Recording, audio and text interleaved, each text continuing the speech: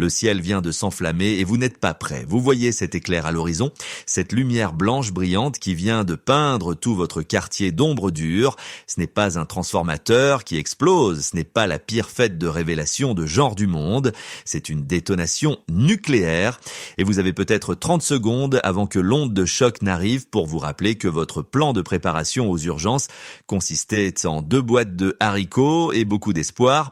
La plupart des vidéos de survie supposent que vous avez un bunker en béton rempli de 15 ans de bœuf stroganoff lyophilisé dans une bibliothèque de manuels de survie. Ce n'est pas votre cas. Vous avez un sous-sol si vous êtes chanceux, peut-être juste une salle de bain, peut-être êtes-vous sur un parking de Walmart vous demandant pourquoi votre téléphone vient de mourir et pourquoi tout le monde regarde ce nuage en forme de champignon comme si c'était une sorte de feu d'artifice final tordu. Voici le rappel à la réalité. Les ultra-riches ont déjà évacué vers leur bunker de luxe en Nouvelle-Zélande. Les fonctionnaires sont dans des installations renforcées. L'armée a des protocoles. Vous avez votre intelligence, votre maison et environ 15 minutes pour prendre des décisions qui détermineront si vous verrez le mois prochain. Bienvenue à la guerre nucléaire pour les gens sans fonds fiduciaires.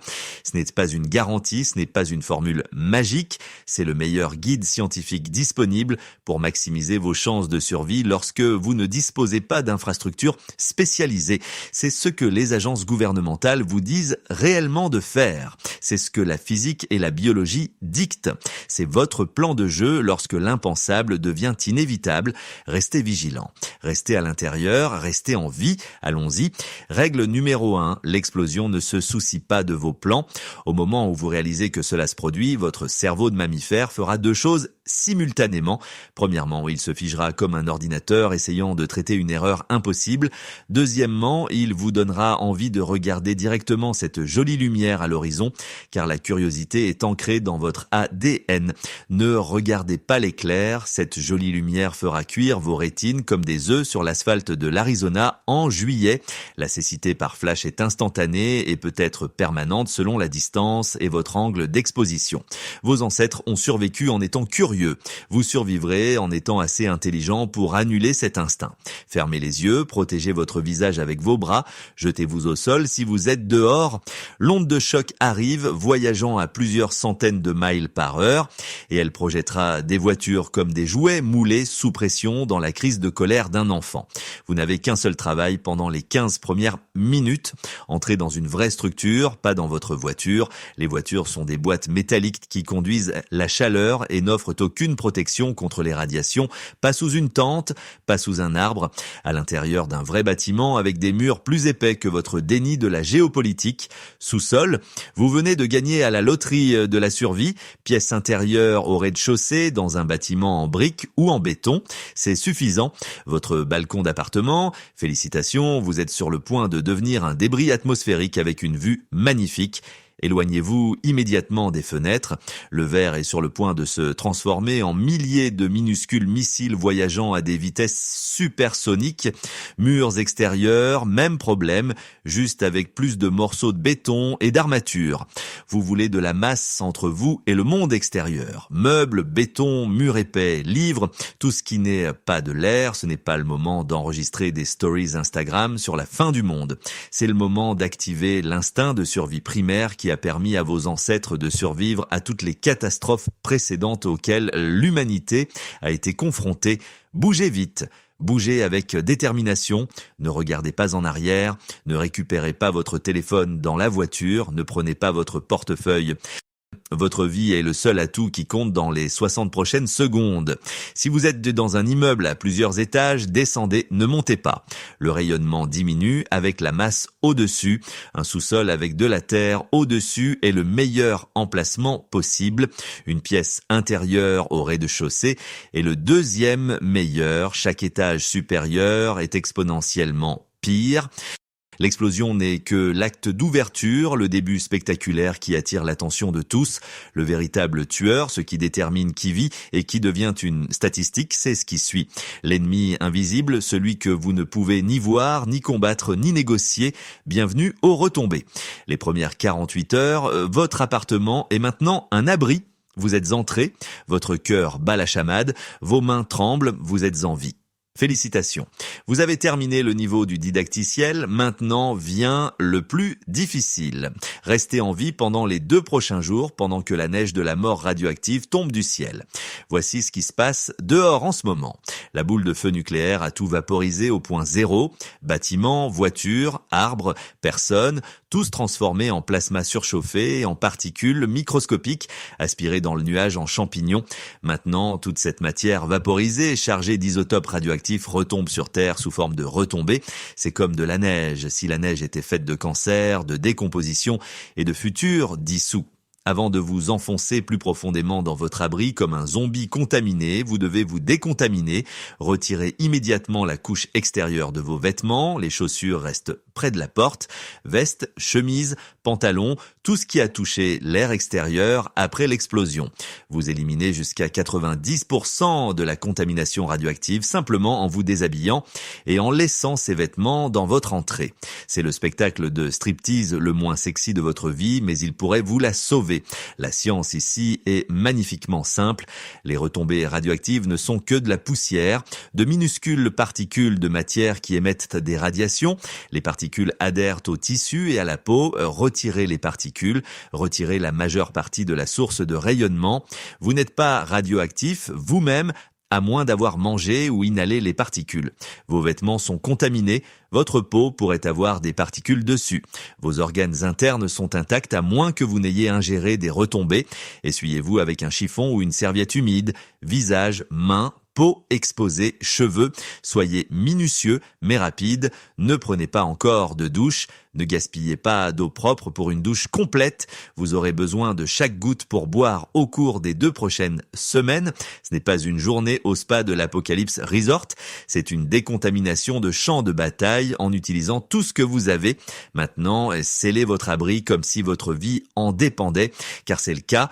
Trouvez la pièce de votre maison avec le moins de murs extérieurs et sans fenêtre. Non, pièce au sous-sol. Parfait, vous avez déjà une longueur d'avance.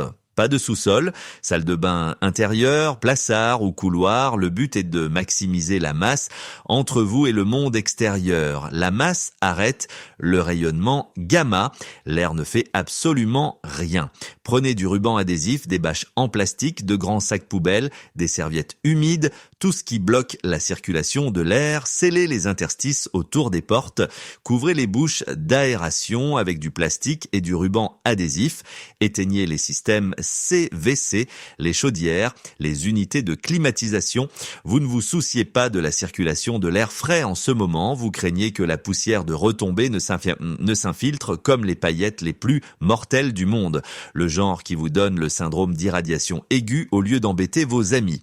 Si vous avez un rouleau de bâche en plastique et du ruban adhésif, vous êtes paré.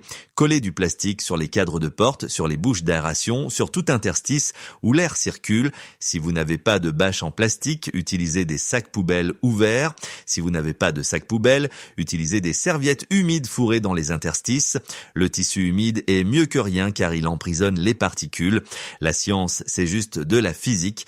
Les particules radioactives sont de la poussière. Gardez la poussière dehors, réduisez la majeure partie de l'exposition aux radiations. Ce n'est pas un champ de force de Star Trek, ce n'est pas magique. Il s'agit simplement d'empêcher les particules de pénétrer dans votre espace respiratoire. Vous créez un environnement à pression positive en utilisant uniquement du plastique et de l'espoir. Allumez immédiatement votre radio à pile, AM, FM, ondes courtes, tout ce qui reçoit les émissions d'urgence, c'est votre seul lien avec le monde extérieur. Maintenant, votre téléphone est probablement mort. Les tours de téléphonie cellulaire sont tombées, Internet est parti. Mais les bonnes vieilles ondes radio fonctionnent toujours parce qu'elles sont simples et résilientes. Les émissions officielles vous diront quand les retombées initiales seront passées, quand les niveaux de rayonnement baisseront, quand les voies d'évacuation seront disponibles, quelles zones sont sûres, plus sûres ou moins immédiatement mortelles. Le gouvernement a planifié ce scénario. Des systèmes de diffusion d'urgence existent. Les autorités communiqueront si elles le peuvent. Votre travail est d'écouter et de suivre les instructions. Vous restez sur place pendant 48 heures minimum, peut-être 72, peut-être plus longtemps selon votre distance par rapport à l'explosion. Le nuage de retombées décharge le pire de sa charge radioactive en ce moment, dans les premières heures après la détonation. Sortir pendant cette période, c'est comme se gargariser avec du déboucheur pendant qu'on fume des cigarettes dans une usine chimique. Le débit de dose à l'extérieur est astronomique, insoutenable, mortel en quelques heures, voire quelques minutes, selon la proximité du point zéro. C'est votre nouvelle réalité pour les 2 prochains jours.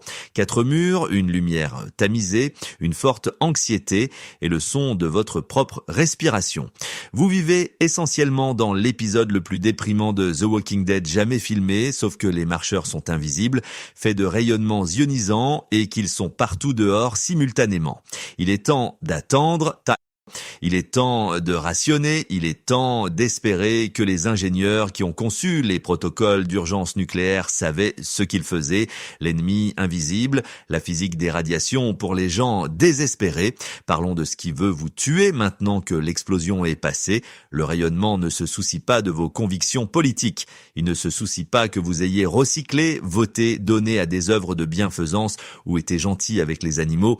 Il ne se soucie pas de vos espoirs, de vos rêves ou des gens qui vous aiment, c'est juste la physique qui fait ce que la physique fait, ioniser des atomes, briser des liaisons moléculaires, arracher des électrons au noyau et déchiqueter votre ADN comme une déchiqueteuse de papier réglée sur un chaos maximal.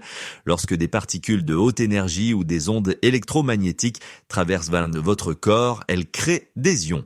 Les ions sont chimiquement réactifs. Ils endommagent les structures cellulaires, ils cassent les brins d'ADN. Votre corps peut réparer une partie de ces dommages, mais si la dose est suffisamment élevée, les dommages submergent vos mécanismes de réparation cellulaire. Les cellules meurent, les organes défaillent, vous tombez malade, très malade. Et selon la dose, vous mourrez. Voici la bonne nouvelle. Le seul rayon de lumière dans cette obscurité, les retombées perdent 99% de leur pouvoir létal en environ 2 semaines. La désintégration radioactive est exponentielle. Les isotopes les plus dangereux ont des demi-vies courtes, ce qui signifie qu'ils se désintègrent rapidement. Après 7 heures, le niveau de rayonnement tombe à environ 10% de l'intensité initiale. Après 2 jours, il est réduit à 1%. Après 2 semaines, c'est 1% de 1%.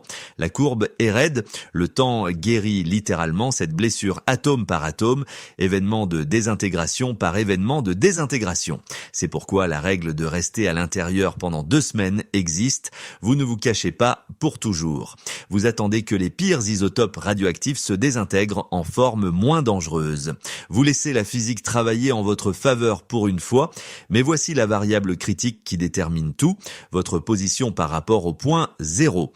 Votre distance par rapport à l'explosion ne détermine pas seulement votre survie immédiate à la chaleur et à l'onde de choc, elle détermine toute votre stratégie de survie pour le mois prochain. Décomposons les zones. Et oui, cela va ressembler à un arbre de compétences de jeu Fallout, sauf que c'est réel et qu'il n'y a pas de point de sauvegarde. Zone 1, le cercle intérieur de l'enfer, de 0 à 5 miles du point 0. Si vous êtes dans cette zone, l'explosion vous a probablement tué. L'impulsion thermique a enflammé tout ce qui était inflammable. L'onde de choc a effondré les bâtiments. La surpression a transformé les fenêtres en guillotines volantes et les murs en éclats. Mais disons que vous avez survécu. Peut-être étiez-vous dans un sous-sol renforcé. Peut-être étiez-vous dans un tunnel de métro. Peut-être que la physique vous a souri de la manière la plus cruelle possible en vous laissant vivre dans la zone la plus irradiée. Votre bâtiment est compromis, murs fissurés, toit partiellement disparu. L'intégrité structurelle est une sombre blague. Les niveaux de rayonnement à l'extérieur sont apocalyptiques, mesurés en centaines de Röntgen par heure. C'est un territoire insoutenable pour un abri à long terme. Votre stratégie de survie, trouvez la couverture la plus profonde et la plus stable que vous puissiez immédiatement. Un sous-sol, une station de métro, tout ce qui est souterrain avec de la masse au-dessus. Restez-y pendant les 6 à 12 premières heures, pendant que le pire des retombées descend, c'est le moment de danger maximal. Les particules chaudes se déposent, le débit de dose est maximal. Bougez maintenant, c'est la mort. Après ces premières heures critiques, vous devez évacuer si cela est physiquement possible. non pas vers le cratère de l'explosion, non pas sous le vent où le panache de retombées a voyagé, mais perpendiculairement à la direction du vent. Déplacez-vous latéralement par rapport au chemin des retombées, idéalement contre le vent si vous pouvez déterminer la direction du vent. Votre objectif est d'atteindre la zone 2 ou la zone 3. La distance est la survie. Chaque kilomètre que vous mettez entre vous et le point zéro diminue votre exposition aux radiations de manière exponentielle. C'est le territoire de Mad Max, sauf que vous ne vous souciez pas encore des guerres de l'eau, vous vous souciez des rayons gamma et de ne pas vous effondrer du syndrome d'irradiation aiguë avant d'atteindre la sécurité. Zone 2, la ceinture de danger de 5 à 20 miles. Vous avez senti l'explosion, les fenêtres ont volé en éclats. La maison a tremblé, peut-être que les murs se sont fissurés, mais la structure tient toujours, encore majoritairement intacte. Les retombées sont votre principale menace maintenant. Contamination radioactive importante, débit de dose initialement de l'ordre de dizaines de Röntgen par heure, diminuant avec le temps. C'est survivable si vous vous abritez correctement, si votre structure est stable, vous restez sur place pendant 10 à 14 jours minimum. C'est la zone de confinement. Vous scellez votre pièce intérieure, vous empilez les protections, vous rationnez les provisions, vous attendez que la courbe de désintégration fasse son œuvre. Ne partez pas à moins que votre abri ne soit structurellement défaillant, que votre eau ne soit épuisée ou que vous ayez confirmé via un compteur Geiger que les débits de dose sont tombés à des niveaux survivables pour de brèves excursions. Même alors, vous minimisez le temps passé dehors. L'évacuation dans cette zone est un dernier recours et si vous y allez, vous vous déplacez intelligemment. Évitez les zones basses où les retombées s'accumulent comme la pluie et les flaques d'eau. Restez sur les hauteurs lorsque c'est possible. Déplacez-vous vers la zone 3 si vous pouvez déterminer la direction et que vous disposez d'équipements de protection. C'est votre scénario The Last of Us. Chaque décision est un risque calculé, chaque approvisionnement compte, chaque heure d'exposition supplémentaire s'ajoute à votre dose cumulative. Zone 3, les terres lointaines. À plus de 20 miles, l'explosion n'a pas aplati votre quartier. Vous n'avez pas senti l'impulsion thermique. Peut-être avez-vous entendu un grondement lointain. Peut-être avez-vous vu l'éclair. L'onde de choc était minimale. Votre menace est celle des retombées différées transportées par les vents. Le nuage radioactif dérive, se propage, déposant son poison sous le vent du site de l'explosion. Si vous êtes sur le chemin du panache de retombées, vous êtes en danger. Si vous êtes en dehors du panache, vous êtes relativement en sécurité, mais restez prudent. Votre tâche, scellez votre maison, restez à l'intérieur, surveillez les émissions radio. Les niveaux de rayonnement augmenteront à l'arrivée des retombées, puis diminueront progressivement sur des jours et des semaines. C'est le jeu de longue haleine. C'est là que la patience et la préparation l'emportent sur la panique et l'improvisation. Si les autorités disent de rester sur place pendant 3 semaines, vous restez sur place pendant 3 semaines. La règle de rester sur place s'applique jusqu'à ce que les niveaux de rayonnement soient confirmés comme étant sûrs pour une exposition extérieure prolongée. C'est votre meilleur scénario dans un événement du pire. Vous avez du temps, vous avez des options, vous pouvez survivre si vous êtes intelligent et préparé. Blindage 101, construire des murs par désespoir. Le rayonnement gamma, le principal tueur des retombées, est un rayonnement électromagnétique, des photons de haute énergie. Ils traversent l'air comme si l'air n'existait pas, parce que l'air est principalement un espace vide au niveau atomique. Mais les matériaux denses ralentissent et absorbent les rayons gamma. Plus le matériau est dense, plus le blindage est efficace. C'est ça qu'on appelle l'atténuation et c'est votre meilleur ami dans le monde post-explosion. Le béton bloque environ 50% du rayonnement gamma par quelques pouces d'épaisseur. Le plomb est meilleur, environ 90% de réduction par pouce, mais vous ne disposez pas d'un stock de plomb à moins d'avoir travaillé en radiologie. L'acier aide, l'eau aide, la terre aide, les livres aident, les meubles aident, même les conserves empilées aide. La règle des moitiés est votre raccourci de calcul mental. Chaque fois que vous doublez l'épaisseur de votre blindage, vous divisez la dose de rayonnement par 2. Une couche de briques, la moitié de la dose. 2 couches, un quart de dose. 4 couches, un 16e de dose. 8 couches, un 256e de dose. Les mathématiques sont exponentielles, ce qui joue enfin en votre faveur au lieu de vous nuire. Commencez à construire votre nid immédiatement, poussez votre canapé contre le mur extérieur de votre pièce abri, empilez des livres, des lourds, des encyclopédies, si vous êtes de la vieille école, manuel scolaire, tout ce qui a de la masse. Déplacez votre réfrigérateur dans le couloir pour créer une barrière. Il est plein de nourriture et pèse des centaines de livres. C'est un blindage mobile. Si vous pouvez accéder en toute sécurité aux zones extérieures avant l'arrivée du pic de retombée, remplissez des sacs poubelles ou des sacs poubelles robustes de terre ou de sable. Chaque sac contient 50 livres de matériaux de blindage. Empilez-les autour de votre zone d'abri. Créez une barrière entre vous et les murs extérieurs. Votre approvisionnement en eau peut servir de blindage. Des bidons d'eau de 5 gallons disposés autour de votre zone de couchage offrent à la fois hydratation et protection contre les radiations. L'eau atténue raisonnablement bien les rayons gamma et vous avez de toute façon besoin de l'eau. Les gros appareils électroménagers sont des mines d'or, machines à laver, sèche-linge, lave-vaisselle, tous faits d'acier et de composants internes. Si vous pouvez les déplacer avec de l'aide, positionnez-les stratégiquement. Chaque morceau de masse compte. Vous construisez un bunker anti-radiation DII avec des meubles Ikea, des manuels universitaires et du désespoir. Ce n'est pas joli, ce n'est pas élégant, mais la physique fonctionne. Les rayons gamma ne se soucient pas de l'esthétique, ils se soucient de la densité électronique et du numéro atomique. Votre mur de briques et de brocs improvisés a les deux. Créez un nid au centre de votre espace d'abri, l'endroit avec la distance maximale de tous les murs extérieurs. Empilez vos matériaux de blindage autour de cette position centrale. Rendez-le suffisamment confortable pour dormir, car vous y passerez des jours ou des semaines, mais privilégiez la protection au confort. Vous pouvez être inconfortable et vivant ou confortable et mort. La science est magnifiquement simple. Plus il y a de matière entre vous et l'extérieur, moins de radiations atteignent votre corps, ce qui signifie une dose cumulative plus faible et une plus grande chance de survie sans maladie des radiations graves. La physique ne discrimine pas, elle n'a pas de favoris, elle calcule simplement. Faites en sorte que le calcul fonctionne pour vous. L'eau, la seule ressource que vous ne pouvez absolument pas improviser. Le corps humain est composé d'environ 60% d'eau. Vos cellules ont besoin d'eau pour chaque processus biologique. Métabolisme, régulation de la température, élimination des déchets, circulation sanguine, fonction cérébrale, tout.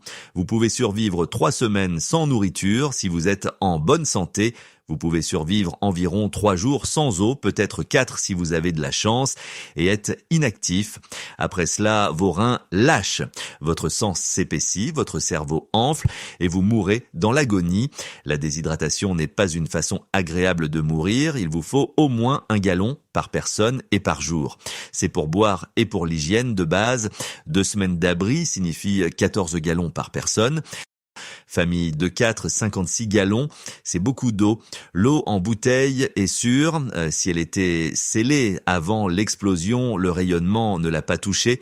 Les particules de retombée nucléaire ne peuvent pas pénétrer les récipients en plastique ou en verre. Ouvrez la bouteille, buvez l'eau. Simple, l'eau dans des récipients scellés chez vous est sûre. Votre chauffe-eau est un réservoir de 40 à 50 gallons d'eau potable, juste là, dans votre sous-sol ou votre buanderie. C'est votre réserve d'urgence. Sachez comment le vider avant d'en avoir besoin. La plupart des modèles ont une vanne de vidange en bas.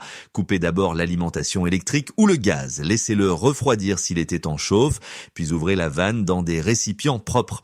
L'eau du réservoir de toilette est étonnamment utilisable si elle est propre et n'a pas été traitée avec des nettoyants chimiques ou des pastilles bleues. Pas la cuvette, le réservoir, c'est de l'eau fraîche qui se remplit de votre conduite d'alimentation. Quelques gallons par toilette dans votre maison. Les sources d'eau ouvertes après une explosion nucléaire sont contaminées, rivières, lacs, étangs, tous exposés aux retombées. L'eau de pluie recueillie après l'explosion est une retombée liquide. Vous buvez littéralement de l'eau qui se trouvait dans le nuage en champignons. Ne le faites pas à moins que mourir de soif ne soit votre alternative. Mais voici l'astuce, le seul élément de chimie qui pourrait vous sauver si vous êtes désespéré, la distillation. Faire bouillir de l'eau tue les bactéries et les virus. Cela n'élimine pas les particules radioactives. Ces particules restent dans la casserole car elles ne s'évaporent pas. Mais si vous recueillez la vapeur et la condensez, vous séparez l'H2O pur de l'eau contaminée. La vapeur ne transporte pas de particules radioactives, juste de la vapeur d'eau pure. Les isotopes radioactifs, des éléments lourds comme le césium et le strontium, restent dans la casserole en ébullition. Vous exploitez la différence de points d'ébullition. L'eau s'évapore à 212 degrés Fahrenheit, 100 degrés Celsius. Le césium 137 ne s'évapore pas avant plus de 1200 degrés. Vous n'atteindrez pas cette température dans votre alambic improvisé. Créez un alambic de fortune, une casserole avec de l'eau contaminée, une source de chaleur, un bol ou une tasse, à l'intérieur de la casserole légèrement surélevé pour qu'il ne touche pas l'eau, et un couvercle ou un film plastique recouvrant la casserole avec un poids au centre, créant un point bas au-dessus de la tasse de récupération. Lorsque l'eau bout, la vapeur monte, heurte le couvercle, se condense et coule le long de la pente dans la tasse de récupération. Vous venez de fabriquer de l'eau propre en utilisant la chimie du lycée et l'ingénierie apocalyptique. C'est lent, c'est énergivore, ce n'est pas parfait mais ça marche. L'eau condensée aura une radioactivité négligeable par rapport à l'eau source. Vous avez réduit votre apport en radiation provenant de l'eau de 90% ou plus. Alternative, si vous avez une cocotte minute ou tout récipient scellé avec un bec verseur, vous pouvez créer un alambic plus efficace.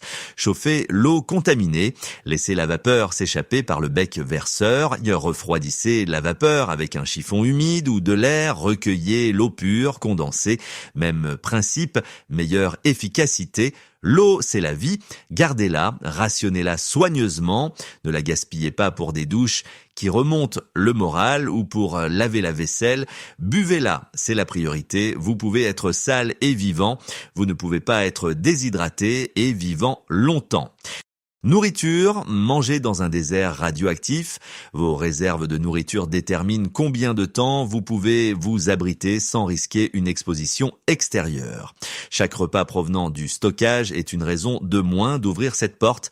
La nourriture scellée est sûre, totalement sûre, conserve, produits emballés, emballage sous vide, tout ce qui était scellé avant que les bombes ne tombent. Le rayonnement ne pénètre pas de manière significative la plupart des matériaux d'emballage. La nourriture à l'intérieur est intacte. L'extérieur du récipient pourrait avoir de la poussière de retombée dessus. Essuyez-le avant de l'ouvrir, ne contaminez pas. Les aliments frais exposés aux retombées sont contaminés. Les fruits et légumes de votre jardin qui poussaient pendant l'explosion sont radioactifs. Les plantes ont absorbé des particules de retombées ou les particules se sont déposées à la surface. Ne les mangez pas. Le bétail qui était dehors est une éponge à radiations ambulantes. Ils ont respiré la poussière des retombées. Ils ont bu de l'eau contaminée. Ils ont mangé de l'herbe contaminée. Leur viande est radioactive.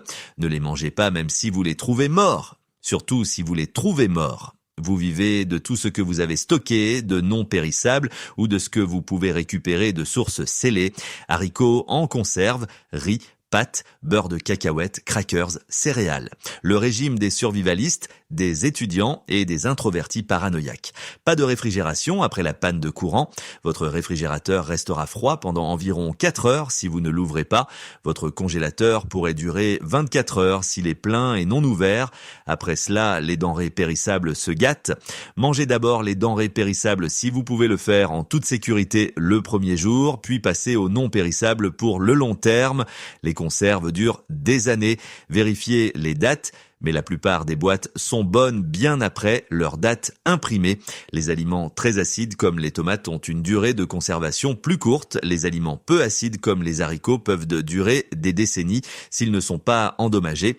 Le botulisme est un risque avec les boîtes gravement endommagées ou gonflées.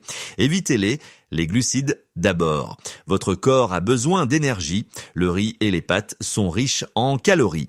Les protéines ensuite, poissons en conserve, haricots, noix. Les graisses sont essentielles. Beurre de cacahuète, huile, noix. Encore une fois, votre corps a besoin des 3 macronutriments, mais il peut survivre avec un équilibre sous-optimal pendant des semaines. Rationnez soigneusement. Calculez vos réserves totales de nourriture, divisé par le nombre de personnes, divisé par le nombre de jours où vous devez vous abriter. C'est votre ration quotidienne. Tenez-vous-y. La faim est temporaire, la famine est permanente. L'être humain sédentaire moyen a besoin d'environ 1500 à 2000 calories par jour minimum pour maintenir ses fonctions de base. Vous pouvez survivre avec moins pendant un certain temps. Votre corps brûlera les réserves de graisse et finalement les muscles, mais vous survivrez. Les athlètes olympiques mangent 10 000 calories par jour. Vous ne courez pas de marathon dans votre abri scellé. Vous conservez de l'énergie et existez. 2 semaines avec des rations minimales, ça c'est faisable, inconfortable, mais faisable. Votre corps est conçu par l'évolution pour faire face aux famines périodiques. Vous activez d'anciennes voies métaboliques de survie. Remerciez vos ancêtres qui ont survécu aux ères glaciaires et aux mauvaises récoltes. Le compteur Geiger, votre seul ami, honnête en apocalypse. Le rayonnement est invisible, incolore, inodore, insipide, silencieux. Vous ne pouvez pas voir les rayons gamma, vous ne pouvez pas entendre les particules alpha, vous ne pouvez pas sentir le rayonnement bêta, vous ne pouvez pas le sentir cuire vos cellules avant d'être déjà gravement irradié et que les symptômes apparaissent des heures ou des jours plus tard. Au moment où vous ressentez la maladie des radiations, les dégâts sont faits, votre sort est scellé, vous attendez juste de voir à quel point ça empire.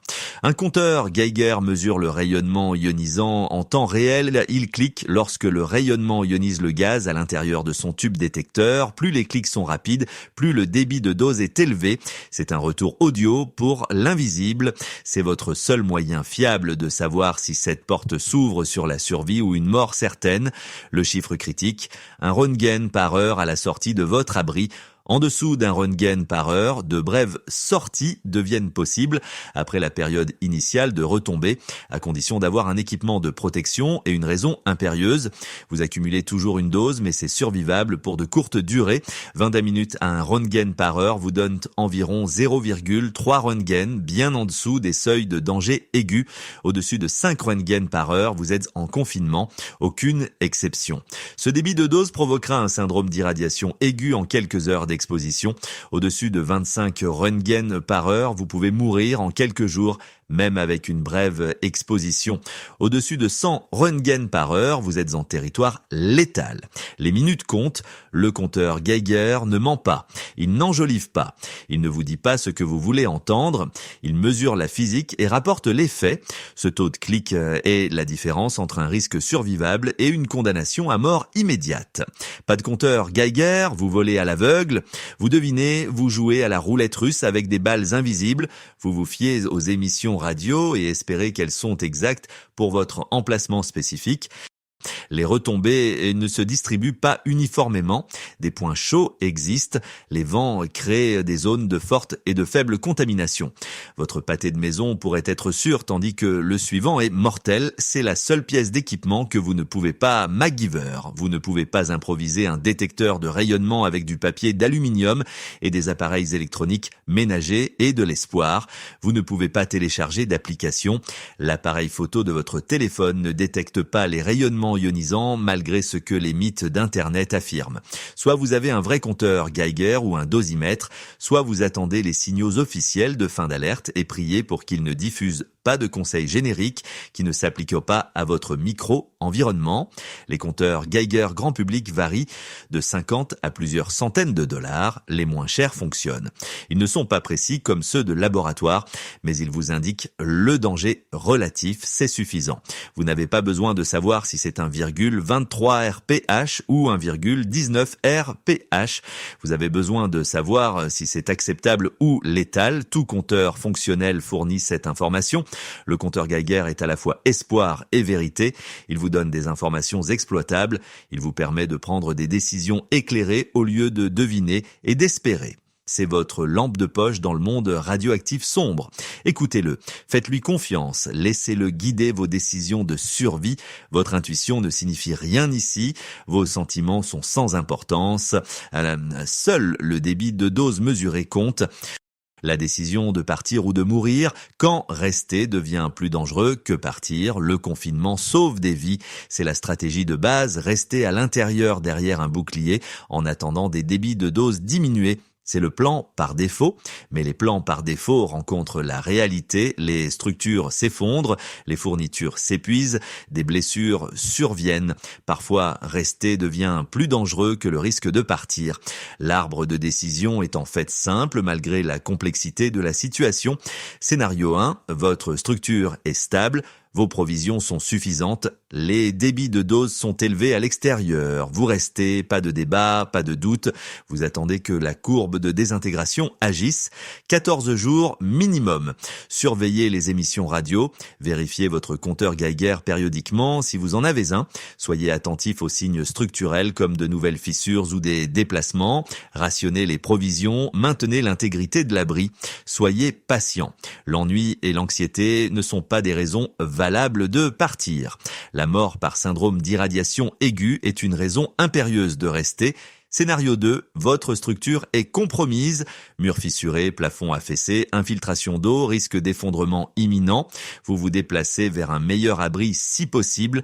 La priorité est de trouver une stabilité avec un blindage adéquat, un sous-sol à proximité, une zone renforcée chez un voisin, un parking souterrain, même un fossé avec un peu de couverture est mieux qu'un bâtiment en ruine.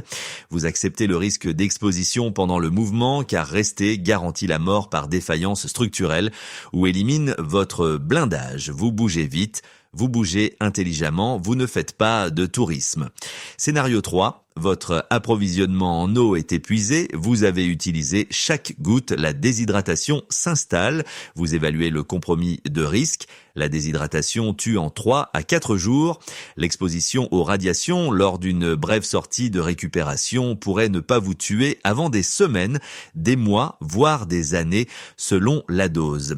Choisissez le poison lent plutôt que la mort certaine, mais vous minimisez l'exposition. Vous vérifiez votre compteur Geiger, vous attendez la fenêtre de débit de dose la plus basse, généralement tôt le matin après le dépôt des retombées pendant la nuit. Vous couvrez chaque centimètre de peau, manches longues, pantalons longs, gants, masque sur le nez et la bouche, respirateur N95 si vous en avez un, masque en tissu si vous n'en avez pas, bandana si vous n'avez pas ça. Toute barrière entre vos poumons et les particules de retombée. Le rayonnement des particules externes sur la peau est mauvais. Le rayonnement des particules internalisées dans vos poumons est catastrophique car vous ne pouvez pas les éliminer. Ils irradient les tissus continuellement de l'intérieur. Couvrez votre tête, bonnet, capuche, serviette, n'importe quoi. Les cheveux collectent les particules comme du velcro. Vous minimisez la contamination, choisissez votre itinéraire. Déplacez-vous perpendiculairement au chemin des retombées si vous connaissez la direction du vent. Évitez les zones basses, les fossés, les vallées où les retombées s'accumulent. Restez en hauteur, évitez les zones manifestement contaminées comme les endroits directement sous le vent de l'explosion ou les zones avec accumulation visible de poussière. Déplacez-vous avec détermination. Chaque minute passée dehors est une exposition. Chaque respiration d'air contaminé est un risque. N'explorez pas, n'enquêtez pas sur les bruits intéressants, ne vérifiez pas chez les voisins à moins que ce ne soit votre mission spécifique. Obtenez ce que vous êtes venu chercher et retournez à l'abri. Chronométrez votre sortie. 15 minutes dehors à un Roentgen par heure, c'est une dose de 0,25 Roentgen. C'est survivable et ne causera pas de symptômes aigus. 30 minutes, c'est 0,5 Roentgen. Toujours acceptable pour les courses de ravitaillement d'urgence. 1 heure, c'est la limite. Plusieurs heures signifie que vous accumulez une dose sérieuse et que vous risquez le seuil de la maladie des radiations. Décontaminez-vous à votre retour. Retirez les couches extérieures à l'extérieur de l'entrée de votre abri, mettez-les dans un sac si possible, essuyez-vous avant d'entrer dans votre zone propre, vous prévenez la contamination croisée entre la zone chaude et la zone sûre. Ce n'est pas une quête secondaire de Fallout 4, où vous voyagez rapidement et combattez des super mutants. C'est une navigation de vie ou de mort à travers un champ de mines invisibles où chaque décision est un risque calculé par rapport aux bénéfices et où il n'y a pas de choix parfait. La récupération en zone chaude, l'art des sorties de ravitaillement stratégique. Si vous devez quitter l'abri pour acquérir des fournitures, avant que le rayonnement ne diminue à des niveaux sûrs, vous menez ce que les planificateurs militaires appellent une opération à haut risque dans un environnement contaminé. Vous êtes un charognard dans le sens le plus dangereux du terme. La sélection de la cible est importante. Vous recherchez des fournitures scellées dans des structures qui offrent une protection pendant votre opération. Les épiceries et supermarchés, s'ils ne sont pas déjà complètement détruits ou fortement pillés, et ils contiennent exactement ce dont vous avez besoin. Eau en bouteille, conserve, piles, fournitures de premier secours. Le défi est qu'ils sont des cibles évidentes et pourraient avoir déjà été vidées ou pourraient contenir d'autres survivants désespérés qui vous considèrent comme une concurrence pour des ressources finies, pharmacie, fournitures médicales, médicaments sur ordonnance, équipements de premier secours, critiques si vous gérez des problèmes de santé, également des cibles évidentes, stations-service, eau en bouteille, snacks emballés, piles, parfois des fournitures médicales de base, moins minutieusement pillées que les supermarchés. Éventuellement des maisons résidentielles, risquées en raison du potentiel de confrontation, mais la plupart des maisons ont des fournitures d'urgence. Eau dans les chauffe-eau et les réservoirs, conserve dans les garde-manger, fournitures médicales dans les salles de bain.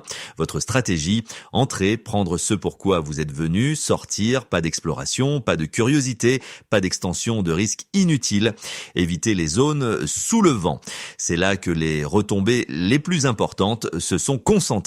Si l'explosion était à votre ouest et que le vent soufflait vers l'est, tout endroit à l'est et légèrement au sud ou au nord du site de l'explosion est chaud, très chaud, potentiellement mortel, même après la désintégration initiale. Utilisez votre compteur Geiger constamment si vous en avez un. Surveillez les augmentations soudaines du taux de comptage. Ce sont des points chauds. Évitez-les complètement. Évitez les zones basses et les zones de drainage. Les particules de retombée se lavent dans ces zones avec la pluie ou se déposent dans les dépressions. Un fossé pourrait avoir 10 fois le débit de dose du terrain élevé environnant. Restez sur les crêtes et les terrains élevés lorsque c'est possible. Les autres survivants sont le joker ultime. La plupart des gens en cas de catastrophe travaillent ensemble. Certains non. Les ressources sont finies. La peur rend les gens imprévisibles. Le désespoir supprime les contraintes sociales normales. Gardez vos distances avec les étrangers. Pas seulement la distanciation physique pour la sécurité, mais aussi la sécurité radiologique. Vous ne connaissez pas leur niveau de contamination. Vous ne savez pas s'ils pensent clairement ou si la maladie des radiations affecte déjà leur jugement. Évitez les conflits lorsque c'est possible. La dernière chose dont vous avez besoin est une blessure dans un environnement où les soins médicaux n'existent pas. Une coupure qui serait normalement mineure devient mortelle si vous ne pouvez pas la nettoyer correctement ou si vous ne pouvez pas obtenir d'antibiotiques. Un os cassé signifie une mobilité réduite quand la mobilité pourrait signifier la survie. Voyagez léger mais avec un but. Vous avez besoin d'espace pour les fournitures que vous acquérez. Un sac à dos, des sacs réutilisables, quelque chose pour transporter de l'eau et de la nourriture. Mais vous avez aussi besoin de mobilité. Impossible de se battre ou de courir efficacement en transportant 50 livres de conserve. Marquez votre itinéraire mentalement, nom de rue, repères, tout ce qui vous aide à retrouver votre chemin. Dans une zone sinistrée, les zones familières deviennent méconnaissables. Les bâtiments s'effondrent, les panneaux de signalisation tombent, la fumée et la poussière obscurcissent la visibilité. Vous ne pouvez pas vous permettre de vous perdre dans une zone chaude. Fixez une limite de temps avant de partir, 15 minutes, 30 minutes maximum. Lorsque votre compte à rebours mental est écoulé, vous revenez que vous ayez trouvé ou non tout ce que vous vouliez. La discipline sauve des vies, la cupidité et l'optimisme tuent. Chaque seconde à l'extérieur est une dose causes cumulatives. Chaque bouffée d'air poussiéreux est une contamination interne potentielle. Chaque surface que vous touchez pourrait avoir des particules chaudes. Vous ne faites pas du shopping. Vous menez une opération de ravitaillement de combat en territoire hostile où l'ennemi est une physique invisible. C'est des mathématiques de survie. Risque contre récompense. Mort certaine par déshydratation contre survie probable malgré l'exposition aux radiations. Vous faites le calcul, vous acceptez les conséquences. Vous avancez parce qu'arrêter signifie mourir. Réalité médicale, premier secours quand la civilisation est hors ligne. La médecine moderne est un miracle. Antibiotiques, chirurgie, imagerie diagnostique, salle d'urgence, pharmacie, ambulance, tout est parti maintenant hors ligne, indisponible. Votre trousse de premier secours est tout votre système de santé, ce que vous avez et ce que vous obtiendrez. Il n'y a pas de 911 à appeler, il n'y a pas de clinique de soins d'urgence. Il y a vous, vos provisions et vos connaissances. Les premiers secours de base deviennent critiques. Bandages, compresses, sparadrap, solutions antiseptiques, lingettes alcoolisées, peroxyde d'hydrogène, pommade antibiotique. Ces articles simples préviennent l'infection et l'infection vous tuera dans un environnement où les hôpitaux n'existent pas. Traitez chaque plaie agressivement, nettoyez-la soigneusement. Utilisez un antiseptique, appliquez une pommade antibiotique, couvrez-la avec des bandages propres, changez les pansements quotidiennement, surveillez les signes d'infection, rougeur, gonflement, chaleur, pus, traînée rouge. Une infection dans un environnement post-catastrophe est une condamnation à mort sans antibiotiques. La gestion de la douleur est importante. Analgésiques en vente libre, ibuprofène pour l'inflammation et la douleur, acétaminophène pour la douleur et la fièvre, aspirine pour le risque de crise cardiaque si quelqu'un a des antécédents cardiaques. Stockez-les. Utilisez-les. La douleur n'est pas seulement un inconfort. Une douleur intense augmente le stress, ce qui compromet la fonction immunitaire et réduit vos chances de survie. Les médicaments sur ordonnance sont essentiels pour toute personne souffrant de maladies chroniques, insuline pour les diabétiques, médicaments contre l'hypertension artérielle, médicaments cardiaques, inhalateurs pour l'asthme, hormones thyroïdiennes, médicaments anticonvulsivants. Si vous dépendez de médicaments pour maintenir vos fonctions de base, vous avez besoin de réserves, au moins 1 mois de provision, idéalement plus longtemps si possible. La dure réalité, si vous manquez de médicaments essentiels et ne pouvez pas vous réapprovisionner, vous faites face à une crise médicale dans un environnement sans réponse médicale. Vos options deviennent de rationner ce qui reste et de prier ou de risquer une course d'approvisionnement vers une pharmacie en zone contaminée. Les symptômes du mal des radiations progressent par étapes et vous ne pouvez rien faire pour le guérir. Seuls des soins de soutien et l'espoir que la dose n'était pas mortelle. Exposition légère, moins de 100 Röntgen, nausées, fatigue, vomissements possibles en quelques heures. Les symptômes disparaissent en quelques jours. Vous survivrez probablement sans effet à long terme. Restez hydraté, reposez-vous. Laissez votre corps réparer les dégâts. Exposition modérée de 100 à 400 Röntgens, nausées sévères, vomissements, diarrhée, fatigue en quelques heures. Les symptômes persistent pendant des jours. Votre moelle osseuse commence à défaillir, ce qui signifie que votre système immunitaire s'effondre. Le risque d'infection monte en flèche, la survie dépend de la dose et de votre état de santé de base. Certaines personnes se rétablissent, d'autres non. Exposition sévère au-dessus de 400 Röntgen. Vous êtes en grave difficulté. Tous les symptômes ci-dessus, mais en pire. Chute de cheveux, saignement des gencives et sous la peau, grave compromission immunitaire, forte fièvre. Sans soins hospitaliers, y compris transfusion, antibiotiques et soutien intensif, le taux de mortalité est élevé. Exposition létale au-dessus de 600 Röntgen, insoutenable sans intervention médicale étendue qui n'existe probablement plus. Mort en quelques jours, à quelques semaines. Vous ne pouvez pas régler cela avec les premiers secours. Vous ne pouvez que procurer du confort à mesure que le corps défaillit systématiquement.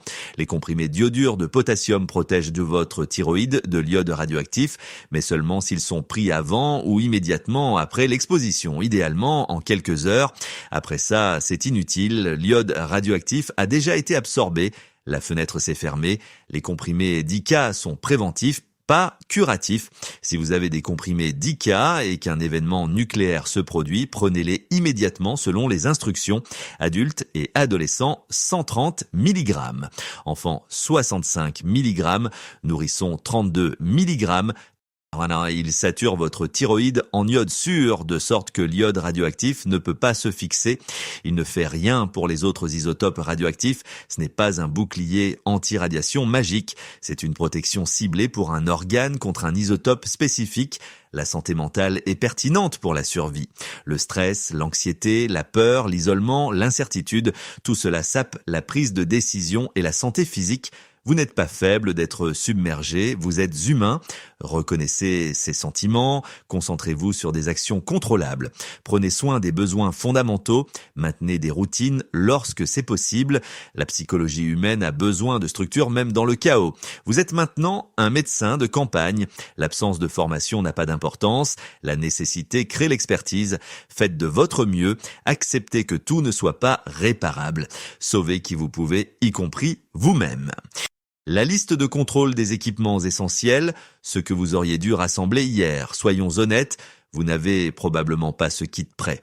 La plupart des gens ne l'ont pas. La préparation aux situations d'urgence est quelque chose que tout le monde juge important et que presque personne ne fait réellement avant qu'il ne soit trop tard. Mais si par un miracle quelconque vous avez anticipé, ou si vous lisez ceci avant que les bombes ne tombent et que vous allez réellement vous préparer, voici ce qui vous donne les meilleures chances de survie. Compteur Geiger ou dosimètre, la pièce d'équipement la plus importante que vous ne pouvez pas improviser. Il vous montre les débits de doses de rayonnement en temps réel. Il guide vos décisions sur le moment de quitter l'abri ou de rester confiné. Coût de 50 à plusieurs centaines de dollars vaut chaque centime lorsque vous essayez de décider si cette porte s'ouvre sur la vie ou la mort. Priorité 1 eau, 1 gallon par personne et par jour pour un minimum de 2 semaines, 14 gallons par personne. Une famille de 4 a besoin de 56 gallons. Cela semble beaucoup, prend de la place, vous boirez tout. L'eau en bouteille a une durée de conservation mesurée en années si elle est stockée correctement. Faites tourner les stocks, utilisez le plus ancien en premier, remplacez ce que vous utilisez. Maintenez toujours votre minimum. L'eau, c'est la vie. Nourriture, article non périssable, prêt à consommer, minimum 2 semaines par personne. Conserve, riz, pâtes, beurre de cacahuète, barres protéinées, fruits secs, noix.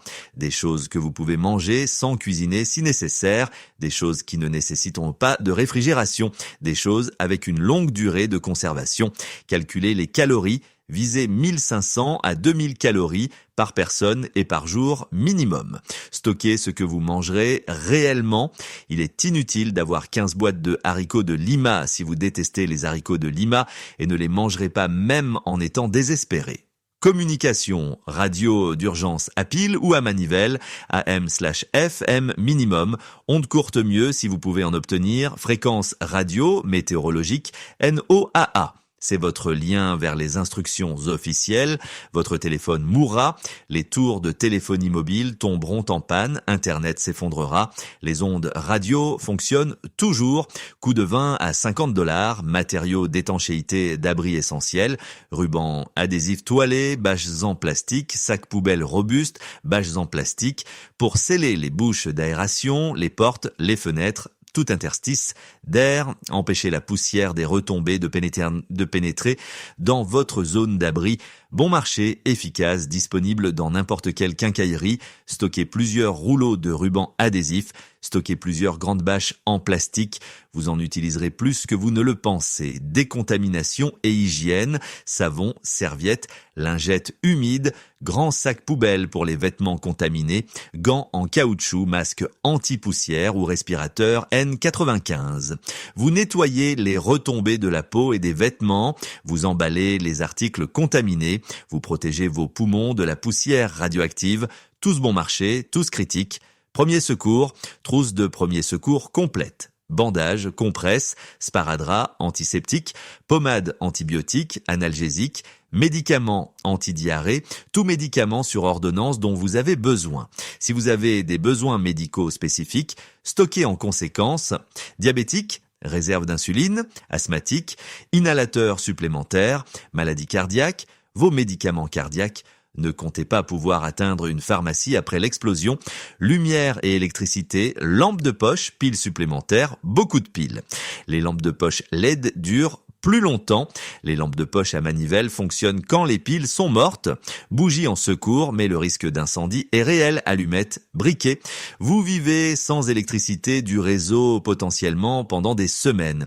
Vous avez besoin de lumière pour la sécurité et la santé mentale. Outils et divers, multi-outils ou couteaux, ouvre-boîte pour les conserves, sifflet pour signaler, carte locale, stylo et papier pour les notes, allumettes et récipients étanches, paracorde ou corde. Ce sont les petites choses qui rendent la survie moins misérable. Voilà le kit. Pas chic, pas cher, globalement juste des articles pratiques qui répondent aux défis spécifiques du confinement pendant les retombées nucléaires. Coût total si vous partez de zéro, 300 à 500 $ selon la taille de la famille et les choix. C'est moins que ce que la plupart des gens dépensent en divertissement en un mois. C'est la meilleure police d'assurance que vous ne voulez jamais utiliser. L'avantage de la connaissance critique, la préparation ne consiste pas à thésauriser, il s'agit d'avoir les quelques outils essentiels et les connaissances pour les utiliser lorsque les systèmes tombent en panne. Vous n'avez pas besoin d'un bunker, vous avez besoin des bases et d'un cerveau. Rangez votre kit là où vous pouvez le saisir rapidement, pas dispersé dans toute la maison, consolidé, prêt, accessible même dans le chaos. Vérifiez-le annuellement, faites tourner l'eau et la nourriture, remplacez les articles périmés, testez les piles, mettez à jour les médicaments. L'entretien prend 1 heure par an et garantit que tout fonctionne lorsque vous en avez besoin. La plupart des gens ne le feront pas, la plupart des gens supposeront que cela n'arrivera pas ou que quelqu'un d'autre les sauvera. Ces gens seront ceux qui paniqueront et mourront lorsque les sirènes retentiront. Vous pouvez être différent, vous pouvez être prêt, vous pouvez vous donner à vous et à votre famille une chance de vous battre, ou vous pouvez espérer très fort et voir comment cela se passe lorsque la réalité arrive. Les longues semaines, survivre au désert psychologique. La survie physique est un défi. La survie psychologique est une autre bataille tout aussi importante. Vous êtes enfermé dans un petit espace avec des provisions limitées, pas de divertissement, pas de communication, sauf les émissions radio, aucune certitude quant à l'avenir et la connaissance que le monde extérieur est empoisonné. C'est une recette pour la dépression nerveuse. L'ennui devient écrasant, l'anxiété devient paralysante, la peur devient un bruit de fond constant. Votre cerveau n'a pas été conçu pour ce scénario. Votre psychologie s'attend à la routine, à l'interaction sociale, au but, à l'espoir. Vous n'avez rien de tout cela maintenant. La structure aide, créez une routine même si elle est arbitraire. Réveillez-vous à la même heure, prenez vos repas à des heures fixes, attribuez des tâches, vérifiez les provisions, surveillez la radio, entretenez l'abri, faites de l'exercice si l'espace le permet. Lisez si vous avez des livres, tout ce qui crée des schémas prévisibles. Les cerveaux humains ont besoin d'un but. Trouvez de petits objectifs, organisez les provisions plus efficacement. Améliorez le blindage, préparez-vous à différents scénarios, écrivez dans un journal, documentez votre expérience. Votre futur moi, s'il existe, voudra ce témoignage. Les futurs historiens le voudront certainement. Le lien social est important si vous vous abritez avec d'autres. Parlez, partagez vos sentiments, soutenez-vous mutuellement, évitez les reproches et les conflits. Vous êtes tous stressés, vous avez tous peur. Les disputes épuisent les ressources émotionnelles dont chacun a besoin pour survivre. Si vous êtes seul, parlez-vous à voix haute, cela semble fou, mais cela maintient le traitement du langage et fournit la stimulation auditive dont votre cerveau a besoin. La solitude, plus le stress, plus la peur, crée un effondrement psychologique plus rapidement que presque toute autre chose. Rationnez l'espoir avec prudence, ne supposez pas que les secours arriveront demain, ne désespérez pas que tout soit définitivement détruit, restez dans le présent. Concentrez-vous sur le prochain repas, la prochaine vérification des provisions, le prochain cycle de sommeil. La pensée à long terme invite soit à un faux optimisme, soit à un désespoir écrasant. La pensée au présent maintient la stabilité. Les enfants ont besoin d'une attention particulière. Si vous vous abritez avec des enfants, ils ne comprennent pas le rayonnement, ils ne saisissent pas l'ampleur de la catastrophe. Ils savent qu'ils ont peur et s'ennuient et veulent sortir. Expliquez en termes adaptés à leur âge. Maintenez une routine pour eux surtout. Jeux, histoire, activités. Gardez-les occupés et en sécurité même lorsque vous êtes terrifié. C'est la partie que les guides de survie ne couvrent pas, le test d'endurance psychologique, le marathon mental dans une pièce sombre, sans ligne d'arrivée visible. Les humains sont incroyablement résilients quand nous le devons. Nous avons survécu aux ères glaciaires dans des grottes. Nous avons survécu aux épidémies dans les villes médiévales. Nous avons survécu aux guerres mondiales, aux génocides et aux catastrophes tout au long de l'histoire. Nous sommes des machines à survivre une fois activées. Vous pouvez le faire 1 heure à la fois, 1 jour à la fois, aussi longtemps que cela prendra. L'alternative est d'abandonner, et abandonner signifie mourir, et mourir signifie que la catastrophe a gagné. Le dépit est un motivateur de survie valide. Restez en vie pour voir ce qui se passe ensuite. Restez en vie parce que le monde pourrait se reconstruire et que vous voulez en faire partie. Restez en vie parce que vous êtes humain et que nous n'abandonnons pas facilement. La vérité finale, choisir de survivre dans un monde brisé, ce n'est pas une fin hollywoodienne. Il n'y a pas de crescendo musical dramatique, pas de discours inspirant qui arrange tout, aucune garantie que suivre ces étapes signifie que vous survivez. La guerre nucléaire est le pire scénario que l'humanité a créé pour elle-même. C'est une catastrophe de niveau apocalyptique. C'est l'effondrement sociétal à grande vitesse. C'est tout ce qui est mauvais qui se produit simultanément tout en rendant les futures choses mauvaises plus probables. Mais voici le fait. La survie est possible, non garantie, pas facile, pas agréable, mais possible. La physique joue en votre faveur si vous la comprenez. La désintégration radioactive se produit que vous paniquiez ou que vous restiez calme. Le blindage réduit la dose, que vous soyez optimiste ou pessimiste. L'eau et la nourriture maintiennent la vie, que vous ayez peur ou que vous soyez confiant. La connaissance est votre plus grande arme. Pas une arme, pas un bunker, la connaissance. Comprendre ce qu'est le rayonnement et comment minimiser l'exposition. Comprendre que le temps, la distance et le blindage sont votre trinité de protection. Comprendre que 2 semaines de patience pourraient vous sauver la vie. La préparation est votre plus grand avantage. Avoir des provisions avant d'en avoir besoin. Avoir un plan avant que la crise ne frappe. Avoir pratiqué les bases avant de les faire dans la terreur. La communauté pourrait être votre plus grande ressource. Si vous êtes avec d'autres, la coopération multiplie les chances de survie. Provision mise en commun, travail partagé, soutien émotionnel. Les humains sont des créatures sociales. Nous survivons mieux ensemble lorsque nous travaillons réellement ensemble. Mais finalement, la survie commence par un choix que vous faites dès maintenant avant que quoi que ce soit n'arrive. Vous préparez-vous ou espérez-vous que cela n'arrivera jamais et ignorez-vous la possibilité? Apprenez-vous la science ou restez-vous ignorant et comptez-vous sur la chance? Prenez-vous la responsabilité de votre propre survie ou supposez-vous que quelqu'un d'autre vous sauvera?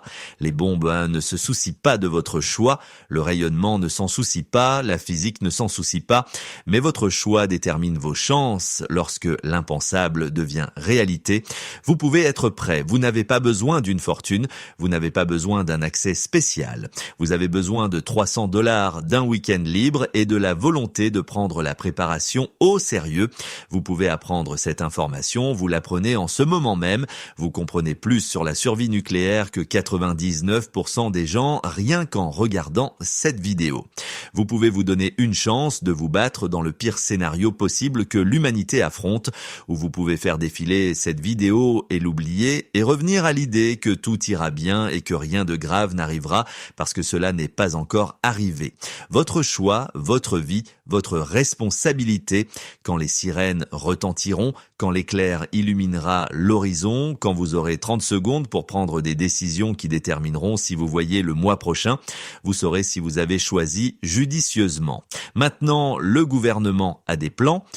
L'armée a des protocoles, les riches ont des bunkers, vous avez cette information, utilisez-la ou ignorez-la. C'est à vous de voir, je suis juste là pour vous dire ce que dit la science, ce que dicte la physique, ce qui vous donne les meilleures chances de survivre à quelque chose que la plupart des gens ne peuvent pas imaginer survivre. Restez à l'intérieur pendant 48 heures minimum, scellez votre abri, maximisez le blindage, rationnez les provisions, attendez que le rayonnement se désintègre, suivez les instructions officielles, utilisez votre compteur Geiger, faites des calculs de risque intelligents, prenez soin de vous et de toute personne s'abritant avec vous. Voilà le plan. Simple, pas facile, mais clair. Vous vouliez le plan de survie ultime pour une guerre nucléaire sans bunker. C'est tout ce qu'il y a. Actions immédiates dans les 15 premières minutes. Stratégie de confinement pour les premières 48 heures. Tactique de survie à long terme pour 2 semaines et au-delà. L'équipement essentiel dont vous avez besoin. La science qui explique pourquoi cela fonctionne. Les défis psychologiques auxquels vous serez confrontés. Les cadres de décision pour savoir quand rester et quand partir. Pas de bunker requis, juste des connaissances, des fournitures de base et la détermination de survivre lorsque la plupart des gens meurent. Pouvez-vous le faire? Oui, probablement, si vous vous préparez, si vous restez calme, si vous suivez la science au lieu de paniquer. Le ferez-vous? Cela dépend si vous prenez cela au sérieux maintenant ou si vous attendez qu'il soit trop tard et que vous regardez un nuage en champignons en vous demandant pourquoi vous n'avez pas écouté. Le choix vous appartient. Il l'a toujours été, il le sera toujours. Maintenant, dites-moi dans les commentaires quel est l'article que vous ajoutez à votre kit de survie après cela, ou êtes-vous toujours convaincu que cela n'arrivera jamais et que tout cela n'est qu'une fantaisie apocalyptique paranoïaque? Voyons qui est réellement prêt et qui espère simplement que l'espoir est une stratégie, car quand l'éclair arrive, l'espoir n'arrête pas les rayons gamma. La connaissance le fait, la préparation le fait et le blindage le fait. Soyez intelligents, soyez prêts, soyez la personne qui survit pour reconstruire au lieu de la personne qui devient une statistique. Bienvenue à la survie nucléaire pour les gens sans fond fiduciaire. Cours terminé. Ne soyez pas en retard pour l'apocalypse. Et quoi que vous fassiez quand cet éclair illuminera l'horizon, ne le fixez pas, fermez les yeux, jetez-vous au sol, entrez. Votre vie commence avec cette première bonne décision. Faites-en une décision qui compte. Si ce protocole a changé votre façon de voir la mince ligne entre l'ordre et le chaos, veuillez vous abonner et aimer la chaîne. Nous déterrons les vérités de survie que l'histoire tente souvent d'enfouir. Plantez les graines de votre propre résilience. Le prochain coffre de connaissances s'ouvrira bientôt.